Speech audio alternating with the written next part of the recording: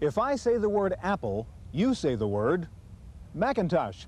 But if I had played the same game just a few years ago and said Apple, you would probably say 2 or 2E or 2 Plus, for it was the Apple II that started this company. But with the recent success of the Macintosh and the Mac II in particular, there have been rumors that the old Apple II was headed for the orphanage. Not so, for there's a new Apple IIc and a new Apple IIgs. Today we take a look at the new generation of Apple II computers on this edition of the Computer Chronicles.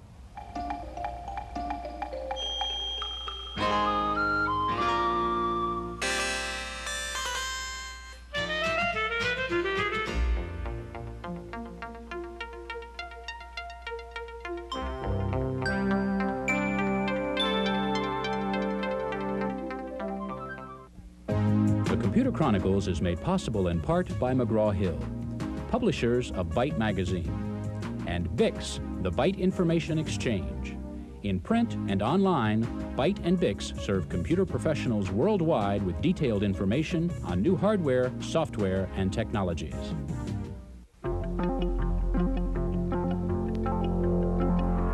Welcome to the Computer Chronicles. I'm Stuart Chaffee, and this is Gary Kildall. And Gary, what I've got over here in this little briefcase is an original Apple I computer. Before they thought about cases for computers, this guy put it into his briefcase. This is literally a museum piece, but it's only about 10 years old, and of course it represents state-of-the-art technology at the time for personal computers. Knowing what we know about technology and PCs today, what is the point in coming out with a new 8-bit computer like the IIc Plus? Well, Stuart, it's important to understand what the Apple really, where it came from. Steve Wozniak is the guy that engineered this thing, and he was a video person as well as a computer person. He realized you could put these two things together. Great for playing games, real low cost because you hook it to your TV set. As a result, they got a head start in a lot of the other PC computer manufacturers. A lot of software was produced, good customer base. This is a sufficient machine for a lot of people to use in education, in the home, and so forth. And Apple said, well, why not service that customer base and give them a new machine?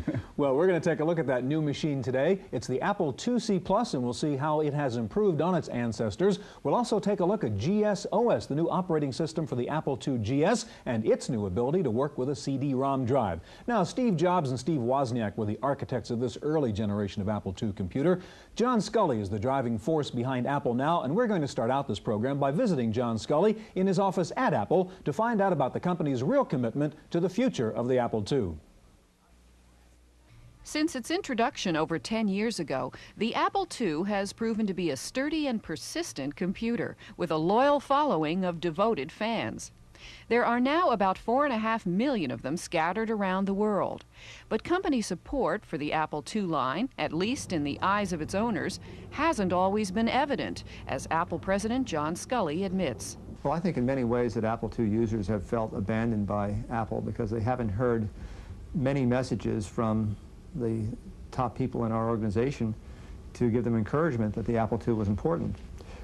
And to be perfectly honest, this was a very conscious direction on our part as we were trying to convince business users that Apple wasn't in the home computer business only, that we were also able to provide very powerful business workstations.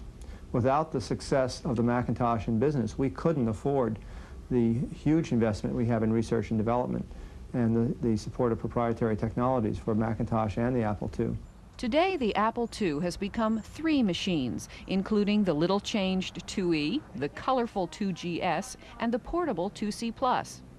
But increasingly, the Apple II series appears to be headed in a different direction from the company's most powerful and expensive computer, the Macintosh. The best way to really understand the two products is to look at the software bases that they have. The software base for the Apple II is largely educational software and enthusiast software, and it continues to have a tremendous amount of new software as well as many popular titles from the past. The Macintosh, on the other hand, from the start was a computer that was aimed at higher education, colleges, universities, as well as business. Apple Computer has other reasons beside owner loyalty to keep the Apple II line moving forward. For one, it's a billion-dollar industry all by itself, and the machine has captured over 60% of the educational market. Moreover, the installed base is enough to keep users and suppliers busy for many more years. There are a lot of businesses that adopted the Apple II a long time ago that already had made the investment in Apple IIs, don't want to give up that investment. they have their files on Apple II computers, and so the Apple IIgs has found its way into many small businesses. As with any other kind of computer product, the marketplace determines whether a computer will live or die. And John Sculley believes that customers for the Apple II will be around for some time to come. We'll do everything we can to make the Macintosh as powerful as we can, but it doesn't mean that there aren't people out there who like a stick shift, who want to have the real feel of the chips. And that's the experience that you get with an Apple II. You're close to the technology.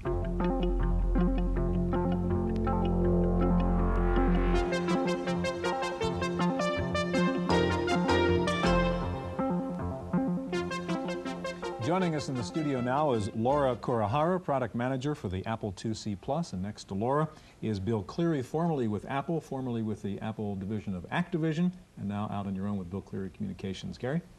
Laura, I'd say it's quite an improvement over the Apple that was in the briefcase. That Apple one. What are the new features of the Plus?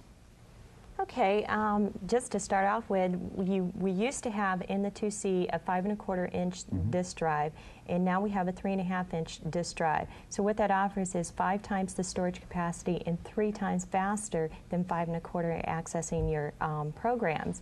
We used to have a power supply that was external on the 2C. We all remember the power. Yes, the brick on the leash.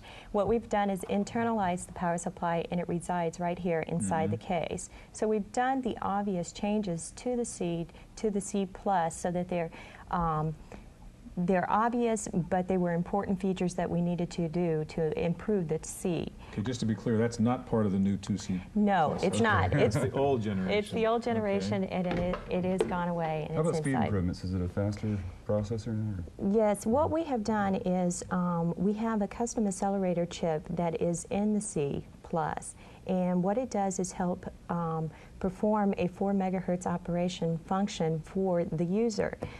So instead of running at 1 megahertz where the 2C originally ran at, you are running at 4 megahertz operational mode. And this is optional to the user. So you cold boot the machine and you're coming up in 4 megahertz. And then you can do a keystroke selection and go into 1 megahertz So those operational. programs that are dependent upon timing could still run in the new. You've got a demo, Correct. I think, in which you can show us the difference in those two speeds, could you? Yes, what I've done is this is going to be operating in 1 megahertz, so you get an idea of where we were at and where we're coming to. So what I did is, this is Math Blaster Plus. It's a popular software application for education. It's a game learning your math.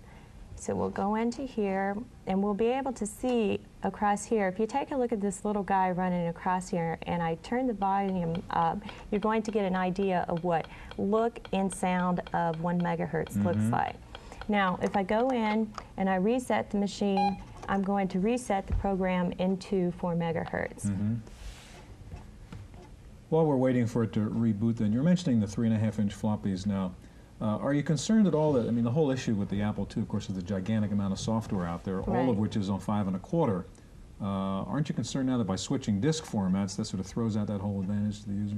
Well, we were real concerned about that during our development process. So what we did is we seeded over 200 of our software and hardware developers, the majority of them being software developers. And what we wanted to assure is going from a transition of 5 1/4 inch media to 3 1/2. And what we did is, during this development process, encouraged developers to move to the 3 1/2 and make it available in their separate kit units on the dealer shelves.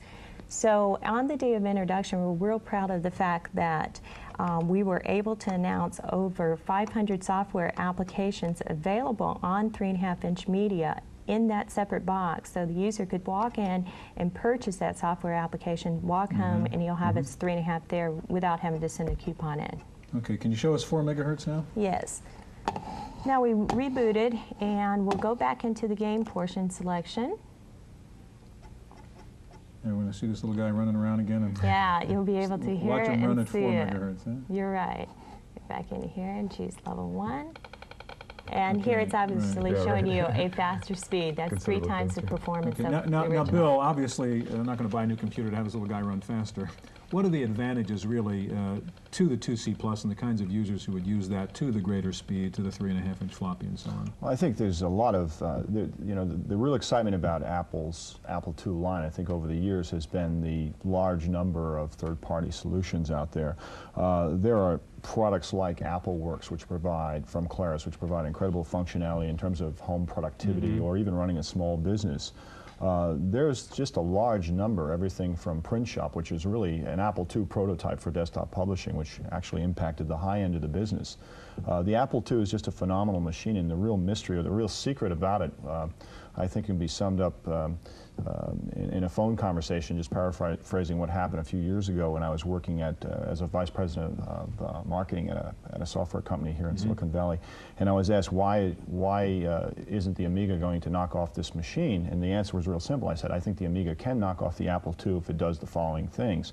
If it can, within the next 2 months, get 60% of the education market, if it can get 10,000 software programs out there, and if it can get, at the time, 2.5 million loyal users to support it. And I think that's part of the magic of the Apple II, and there's a lot of reasons why I think people continue to buy them. Laura, you talked about, and we talked about the 3.5-inch floppy. You've got some more options now with the 2C Plus in terms of peripheral drives and so on, don't you? Yes, we did. What we added to the line with the original 2C, if you wanted 3.5-inch media compatibility, you use the UniDisc. What we've added to the line is still the option of using the UniDisc, the Apple 3.5, which you can use on the Apple IIgs, and then the Apple 5.25. So now you have all 3 drives that are compatible for the product, for the Apple IIc product in our line. It's amazing how large that looks now. Yeah.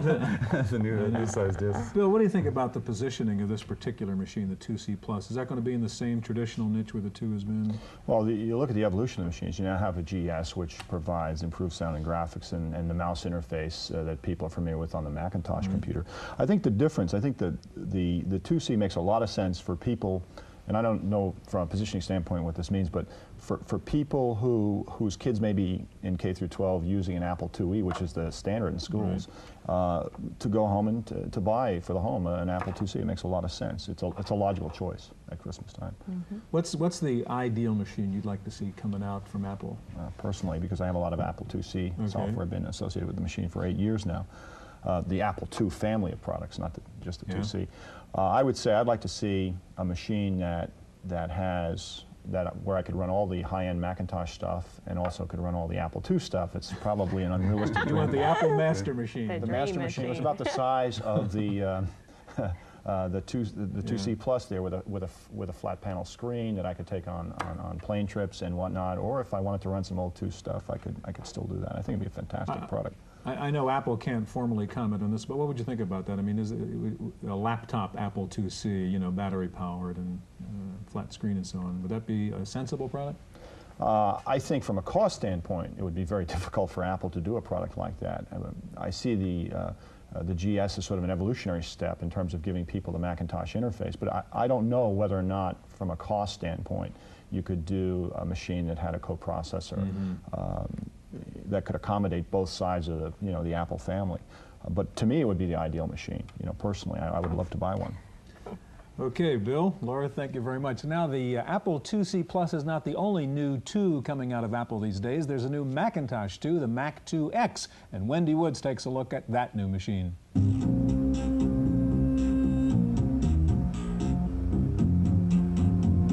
The top-of-the-line Apple model, the Macintosh IIx, breaks new ground for the company. It's the first Apple Mac to use Motorola's powerful new 68030 microprocessor.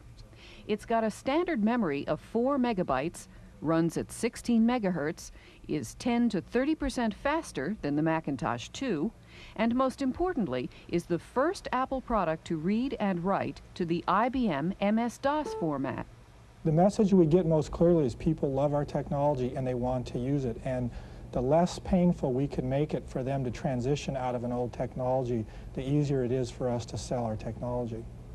The Macintosh IIx drive is operated by Apple's file exchange software, which can read and write 3.5-inch MS-DOS or OS/2 diskettes, Macintosh diskettes, or Apple II Pro-DOS diskettes. In this demonstration, the IIx is reading and converting a Lotus 123 file made on an MS-DOS laptop to a file that can be used in Microsoft Excel on the Macintosh. Within a few years, this top of the line will become the middle of the line, and you can see the direction in which Apple is heading. A future of powerful color Macintoshes in which the data from many kinds of machines will be interchangeable. In Cupertino, California, for the Computer Chronicles, I'm Wendy Woods.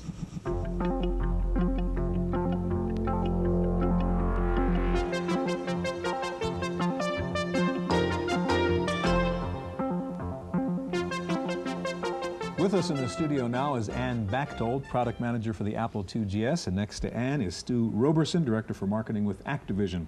Yeah, and over the years we've seen various versions of the Apple II. We just saw the C Plus and so forth. How do you differentiate the GS from the rest of the Apple line? The GS is the top of the line for the Apple II product family, and it sells into both consumer as well as education markets, but it's really the most powerful platform we have. But it is still an Apple II Oh, it's compatible. Definitely an Apple II, and it runs all the Apple II software that's available. Can you show us what it looks like, what you're working with? Sure. The key thing, Ann, is really the operating system here. Yes, it's not a definitely. new machine, it's a new operating system The for GS the has been out for almost 2 years, and what I'm booting up right now is the new Apple II GS system software, version 4.0, which we recently introduced about a month ago at Apple Fest. Well, while it's booting up, have you identified the customer base now? Obviously you have over the past 2 years. Who buys the GS? People who are interested in doing home productivity, families, and we have a very large education base in both K through 12 areas as well as some college base, but it's primarily a K through 12 machine and home productivity machine for families. Okay. So what we're booting into right now is basically the heart of the new system software, which is GSOS, the new operating system. And some of the improvements that GSOS brings to the GS are, first of all, increased disk access, which, as you can see, definitely speeds the boot time of the system over our previous system software. And we've also introduced the concept of file system translation. And essentially what file system translation allows us to do is access data files from other operating systems. And what we've done is we've created new tools called FSTs, or file system translators, which allow us to do that. And one of the things I'd like to demonstrate today is the file system translator for the High Sierra file system. And as you can see, we've got a system right here that's configured with CD-ROM. And one of the things that we can do is, through using the High Sierra FST, we can actually access applications, CD-ROM applications such as Bookshelf, which is from Microsoft. And bring it right into Multiscribe. And bring it right into Multiscribe. Multiscribe is a very popular GS word processing program. A lot of our users have it. So what I am right now, I'm in a Multiscribe file, and what I'm going to do is go into my disk area, and I'll go ahead and scan through some of my different volumes here until I bring up Bookshelf. And I'll go ahead and open a Bookshelf file. Let's just say I want to access Bartlett's quotations, for instance. And I've actually imported a data file from Bookshelf into my Multiscribe package. And this really opens up the world of CD-ROM for our users, and especially our education customers are very interested in being able to access all the data that you can find on CD-ROM applications. What other kind of applications do you really see in the CD-ROM area? Well, CD-ROM is really a new industry for us, and it's really exploding, and we're supporting it now with the CD-ROM drive that we introduced in March. And this is the first time we've actually supported it on the Apple II line. So any large storage application, this one is a good example. I guess encyclopedia. Exactly. Exactly. Quickly, Ann, could you run us back to the operating system and show us some of the new tools that are in the OS? Yeah, in addition to the new operating system, we've created 2 new utilities that will really help our users better manage their hard files, as well as configure their systems. As you probably know better than I, computing is becoming much more complex. And so 2 of the new utilities that we have, what I'm launching right now, is the installer. The installer is a great program because it allows the user to really easily configure their systems. If you start adding hard drives and CD-ROMs and various other things, it becomes somewhat complicated to make sure you have the right drivers. So on the right our left-hand side right here, I have some of the different drivers that you can add to your system, everything from MIDI to image writer support to CD-ROM support. Let's just click on CD-ROM and install this driver. That way I know I'll definitely be able to run this program. And what you can see right now is a little box that's giving you feedback on the process of adding the driver as well as what files are being added. So you don't have to worry about the different system file management. It's taken care of it for you. Okay, you've got one other new utility in there, don't you? Sure. Let me get out of this and we'll go into the advanced disk utility. Right. And that lets you do what? The advanced disk utility really helps you set up your hard drive and manage the information that's found there. And users, when they first start setting up their hard drive, they'll need to either initialize it or zero it out if it has other information. But another important element to this is partitioning, and that's something we haven't supported prior to today, or actually in the last month. And what I'm showing you right now is a new partitioning utility. And what I have on the right side here are 3 different partitions that we've set up on this particular hard drive, and I'll show you that we can change the partition size as well as... and why are you partitioning the disk? Sure. One of the reasons you might partition a disk is to have different file formats. Okay. Maybe you want to mix passed-out files with Protoss files, things like that. So I can add and delete partitions and change the partition sizes. So. Okay, Ann, can I ask you to load up Stu's program while I talk to Stu? How important is the 2GS as a product line to software developers like Activision?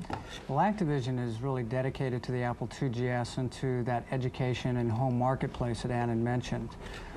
To the large growing developer base, I think you're seeing a lot more activity in the GS as some of the original Apple II developers have now started shifting their emphasis over to the new machine.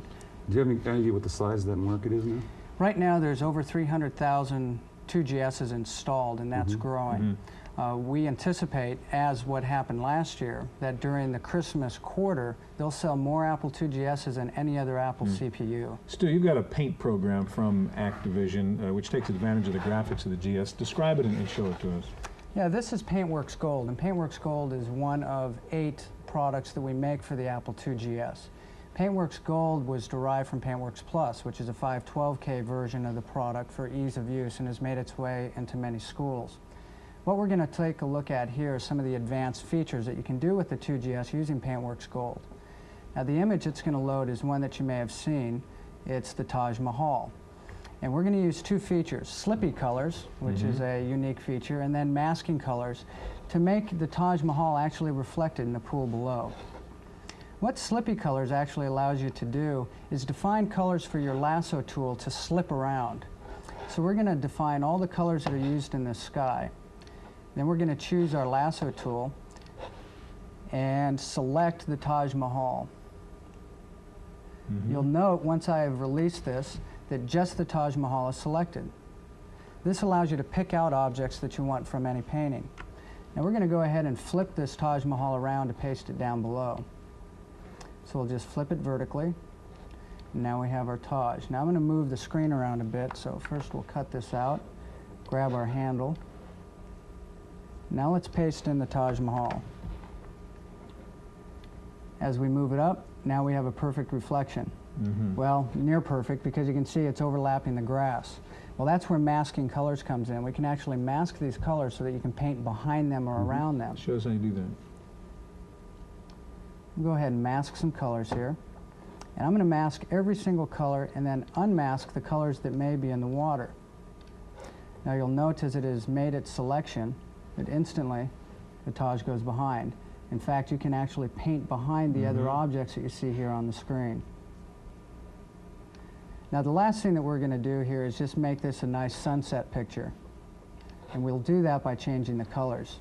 Now the sky was actually created using some gradient colors. We'll go in and change those colors. We'll choose a color of red, and I want to adjust my entire palette to it. And I'll start picking out some oranges that might work well in a sunset sky.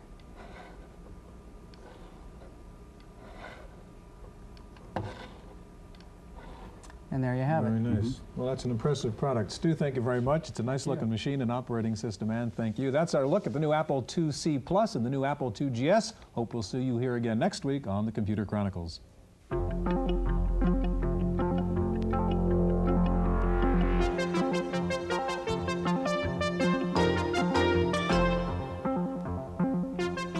the random access file this week, an announcement from Toshiba that could replace floppy and hard disk drives in the near future. Toshiba says it has developed a 4-megabit electronically erasable programmable read-only memory chip. The chip provides a readout time of 1.6 microseconds. This is approximately 1,000 times faster than conventional floppy disk, and it takes the chip 1 microsecond to erase or store data. Toshiba says the chip eliminates the need for floppy or hard disk drives, and Toshiba believes without the cumbersome disk drives, drastically smaller computer systems could be on the market within 3 years. A new Macintosh laptop should be out by this summer. Still, no specific launch date has been announced, price range, or specifications for the system. But there have been leaks by a Dylan Reed analyst who says the new model should be introduced in June and cost about $6,000. And the word is the launch of the laptop has been delayed by problems with screen display. President Bush has okayed the foreign takeover of the U.S.'s last major producer of silicon wafers used to make computer chips. A West German firm has bought the California Monsanto Electronic Company. The U.S. now produces none of the silicon wafers made in the world, while the Japanese provide 70% and European companies 26%. The sale of Monsanto, the world's 6th largest producer of the wafers, was announced last November. TV newsman in St. Petersburg, Florida, has been arrested for allegedly cracking his former employer's computer system. Michael Shapiro left his station for a competitor 4 months ago. In January, an investigation showed that files were missing from his former station's newsroom computer. A probe by the phone company led police to Shapiro. Shapiro is now on a leave of absence from his current job. He is facing 14 counts of computer-related crime. His bond is set at $14,000. Making long-distance phone calls and charging them to your home couldn't get much easier than this. U.S. Sprint is testing a telephone calling card that can only be used when the cardholder's voice print is verified. The voice card, as it's being called, is being tested by employees and selected customers. Here's how it works. Dial the 800 number, then dial in an easy-to-remember number like your birth date, then give a 2-second verbal password. Your voice is then compared to your voice print on Sprint's record. If it matches, the call goes through. If not, it's blocked. Here's something students may be interested in. Microsoft and Simon & Schuster's Prentice Hall College Book Division will publish a student version of Microsoft's Excel spreadsheet. The release date is scheduled for April. The student edition will include all the features of the retail edition. Candilia, a vast kingdom, a peaceful, futuristic world ruled by the Lock-Arm dynasty for ages. Its secrets are locked in the sword of power. Its creation is from the imagination of one 15-year-old Jeffrey Campbell of Colorado. Campbell just won first prize for his story. He was competing in a contest by Nintendo. The contest was to come up with the wildest plot for a new video game. Campbell did and won. Campbell's game idea was just one of over 10,000 entries by youngsters ages 8 to 15. That's it for this week's Computer Chronicles. I'm Cynthia Steele. The Computer Chronicles is made possible in part by McGraw-Hill, publishers of Byte magazine, and Bix, the Byte Information Exchange. In print and online, Byte and Bix serve computer professionals worldwide with detailed information on new hardware, software, and technologies. For a transcript of this week's Computer Chronicles, send $4 to PTV Publications, Post Office Box 701, Kent, Ohio 44240. Please indicate program date.